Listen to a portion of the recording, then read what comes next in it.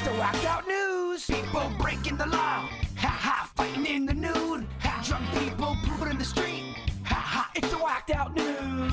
Huh, so many people on meth. Ow! I don't know if you guys saw, but over the weekend, just in time for Halloween, they released the killer clown. Her name is Sheila Keene Warren. I saw that. What kind of attorney does this hooker have? They released her? Yes. Yeah, she's out. She's out, baby. Yeah. In 2023, she had pled guilty to dressing as a clown and fatally shooting Marlene Warren. Remember that? Yes. It happened in Wellington back in the day. It was this guy, and he was having an affair with her, and she's like, okay, I'm going to take out your wife. And she showed up as a clown with balloons in her hand, and when the wife answered the door, she shot her in the face. And I want to say that the son was present to see a lot of this go down, too. Really? Took Okay. the woman's son, yeah. Well, prosecutors alleged it was a crime of passion involving Marlene's husband, Michael Warren, whom Keene Warren later married. They lived for a long time together, I think in Virginia. They were living a happy life, and I think she thought she got away with it. Yeah. So what, because it's a crime of passion, she gets out a year? Yeah, I mean, it was just in 2023 she pled guilty. She was in prison for 17 months. 17 months for murder. What the hell is the matter with our judicial system? How is that a crime of passion when you drive to someone's house dressed as a clown? That sounds premeditated to me. Absolutely. It's totally premeditated. This just goes to show you, if you have a great attorney, you can finagle your way out of murder. But isn't there also right and wrong and the law? Even if you have a great attorney, can't the judge go, no, this was premeditated? Bruh, she's out. She was originally sentenced to 12 years with time served. Her early release was determined by the Department of Corrections rules on inmate gain time, it said. Boo! Bad decision. 17 months for murder. Wow. And I don't like the whole crime of passion. It's almost like you're giving an excuse of why you committed murder. This was premeditated, and you... She got the life she wanted. She Yeah. got the man she wanted. She and they took the lived, man, got the man, and now she's back with the man, maybe. That story disgusts me. Disgust me. Think about her poor children who were there. They're probably beside themselves. Yeah, it doesn't feel right. It does not feel right. Boo. Yeah. Did you see the Halloween parade that wasn't?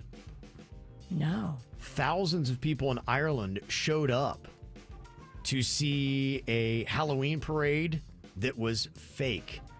It was an AI-generated website that promised this big old Halloween parade.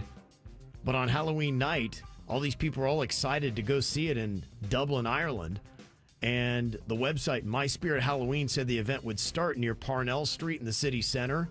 But the Dublin police force had to put out a notice that evening saying, yeah, be advised that this information is bunk. No Halloween parade is scheduled to take place in Dublin City Center this evening or tonight.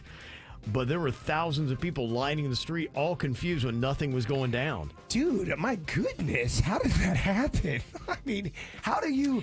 Information spreads fast, whether it's real or fake. Yeah. In this day and age, it spreads fast. Well, if you get enough people there at that point, we make a parade. I mean, look at that video on KVJ TV on YouTube of how many people were there. It's pretty insane. I mean, the streets were lined. I mean, it goes to show you that they definitely want one in that city. So to me, to make lemons into lemonade, somebody ought to step up and do it because the demand is there. At least we're not using AI for anything, nefarious or evil.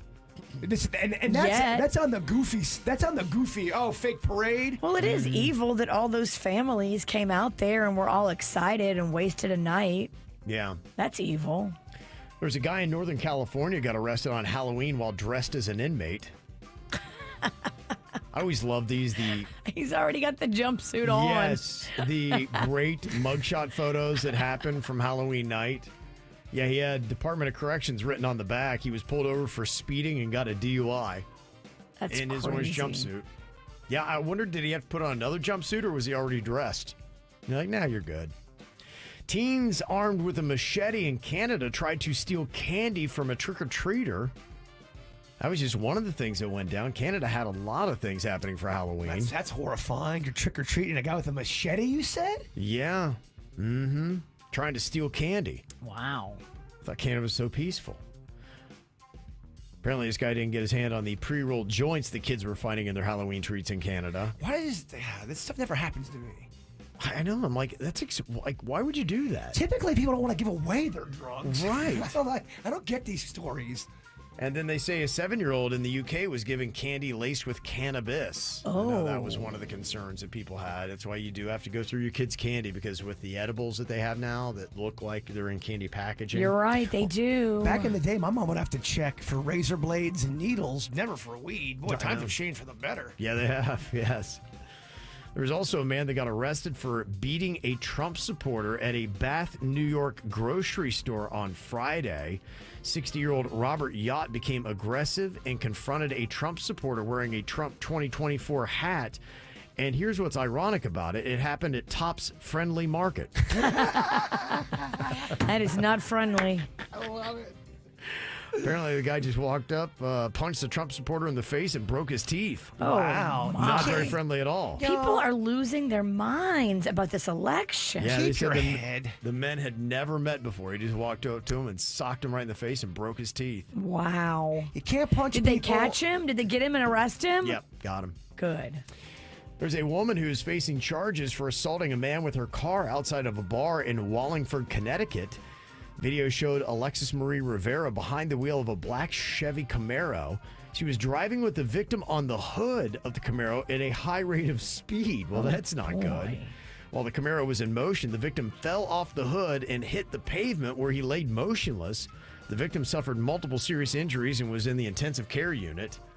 Acting a fool, getting all crazy. Got to watch yourself. And finally, the 19-year-old did not understand what designated driver meant, apparently, because after crashing his car into a donut shop, they realized that this designated driver had 7 beers and 3 shots. And they were 19. Oh, my. Yeah, Played that one wrong. not a good showing. Not a good showing. This is how we do. It's the KBJ Show.